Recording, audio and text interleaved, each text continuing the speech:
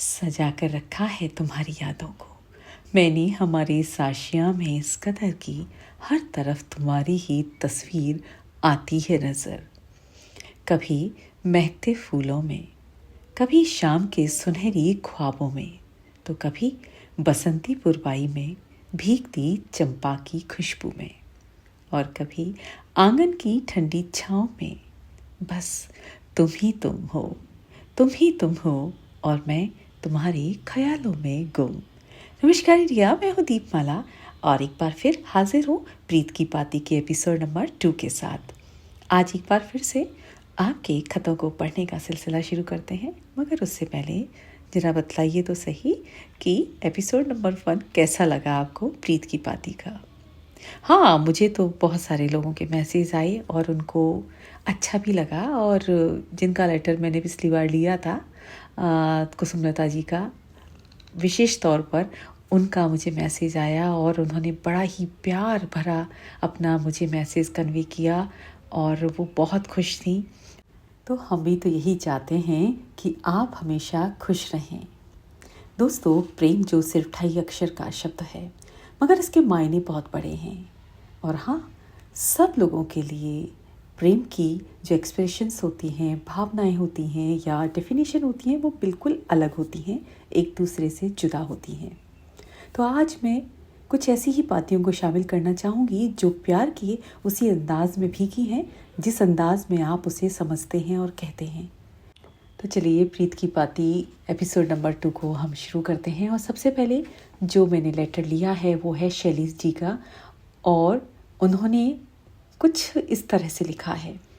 आदरणीय भगवान जी, माँ को लेकर गए तुम्हें बहुत दिन हो गए। आज यहाँ होती तो वे हमें चिट्ठी लिखती, फ़ोन करती। बहुत दिन हुए, पता ही नहीं चल रहा कि किस हाल में होंगी। ये सोचकर आज मैंने आपसे पूछना चाहा कि तेरे धाम पहुंचकर हमें भूल गई वो, जो अपने बच्चों के बिना रह नहीं पाती थी, आज कैसे रह रही हैं। क्या बात है। फिर वो लिखती हैं कि मम्मी, आपके बगैर कुछ अच्छा नहीं लगता। मैं और दीपक आपको बहुत मिस करते हैं। आपकी सजाई हुई फुलवारी, हम सभी बच्चे अच्छी तरह रह रहे हैं। दुनिया चल रही है, बस एक आप ही नहीं हो। आपके बिना अच्छा नहीं लगता। भगवान से प्रार्थना है कि आप तक मेरा ये संदेश भी ज़रूर से पहुंचाएं कि हम सभी बच्चे आपको बहुत याद करते हैं। अब शैली जी के खत के बाद में मैं हर्ष जी का खत अब आपके सामने पढ़ने जा रही हूँ, जिसे उन्होंने अपनी माँ को लिखा है। वो अपनी माँ को याद कर रही हैं और मुझे भेजा है जयपुर से। स्वर्गलोकीय प्यारी माँ, आज आपकी बहुत याद आ रही है। यूँ तो आपको बिछड़े हुए 5 साल हो गए हैं, पर ऐसा लगता है पता नहीं कितने सालों से हम बिछड़े हुए हैं। माँ, आपके साथ बिताया हुआ हर पल याद आता है। चलो, मैं आज आपके साथ बचपन की यादें साझा करती हूँ। जब 8वीं क्लास में मेरी अध्यापिका ने कहा कि मैं 9वीं कक्षा में प्रवेश नहीं कर पाऊँगी, तो भरी सर्दी में आप रात को 9 बजे मुझे टीचर के घर लेकर गए थे। आपने मुझे कभी स्कूल की छुट्टी तक नहीं करने दी। मम्मी, आपको याद है ना कि जो मुझे कंप्यूटर कोर्स करवाया था, उसकी फ़ीस कैसे अरेंज करी और कैसे मेरा एडमिशन एयरफोर्स वोकेशनल कोर्स में करवाया था।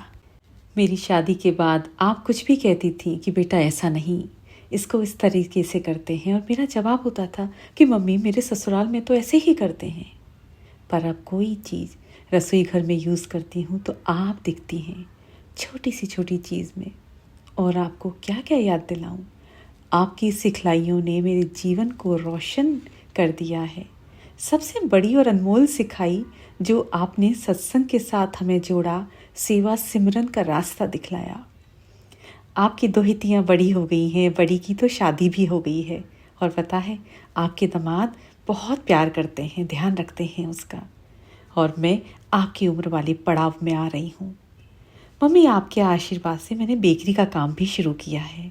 मैं कभी कभी जब दिल्ली आती हूँ तो संगत में ज़रूर जाती हूँ, क्योंकि मुझे वहाँ आप दिखते हो। चले जाते हैं क्यों दूसरी दुनिया में, छोड़कर सारे रिश्ते नाते। क्या नहीं जानते हम, ना भुला पाएंगे उन्हें कभी। जिंदा रखते हैं उन्हें उनकी सिखलाइयों के साथ। एक और सुंदर सा खत। मम्मी, आपको शत शत नमन। बहुत ही प्यारा खत, एक बेटी का एक माँ के नाम। तो चलिए एक और प्यारे से खत को आप सभी के साथ साझा करती हूँ, जिसको लिखा है अहमदाबाद से रेखा नायर जी ने। रेखा जी ने एक नज्म के रूप में अपने प्यार का इजहार किया है, अपनों को याद किया है। कहते हैं कि जब कोई अपना दूर चला जाता है तो उसकी याद आपको हर पल तड़पाती है, सताती है। तो ये नज्म आपके सामने रखती हूँ कि तुम्हारे बिन जिए हैं यह कैसे हुआ है, तुम्हारे बिन जिए हैं यह कैसे हुआ है, जानता मेरा मन बस एक तेरी दुआ है। मुझे खबर है कि तुम मेरे साथ अब भी, मुझे है खबर कि तुम मेरे साथ अब भी, इत्र वाली हवा ने अभी अभी छुआ है। जब कभी पुकारो तो हमको पाओगे, हर दिन यह बात तूने 100 बार कहा है। नाराज हूं कि जाओ, नजर क्यों नहीं आते, क्यों दरमियां हमारे यह गहराया धुआं है। ना होकर भी कभी कोई साथ होता है क्या, ना होकर भी कभी कोई साथ होता है क्या, कांटे कोई बीन गया और एहसास हुआ है। दीपक की ज्योति जो तूफान में भी है कायम, दीपक की ज्योति जो तूफान में भी है कायम, कि उन हथेलियों ने चिराग संभाला हुआ है। क्या बात है। दीवानगी की इंतहा तेरे फोन से खुद को, तू कैसी है रेखा, संदेश भेजा हुआ है।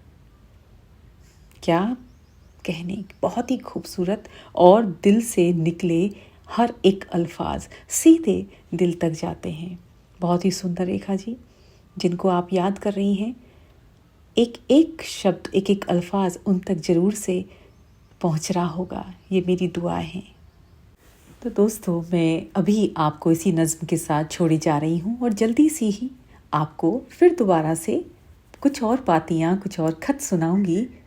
तब तक के लिए इंतज़ार कीजिए मेरा। मिलते हैं जल्दी से। हाँ, meanwhile please do follow my podcast on Spotify as well as YouTube, बातें मेरे दिल की। और यूट्यूब पर आप देखते हैं तो प्लीज़ कमेंट्स करना ना भूलिएगा। तो लेती हूँ आप सभी से इजाज़त। अगले प्रोग्राम में प्रीत की पाती के साथ हम दोबारा से हाजिर होंगे। तब तक के लिए नमस्कार, खुश रहिए, मस्त रहिए और बाय बाय।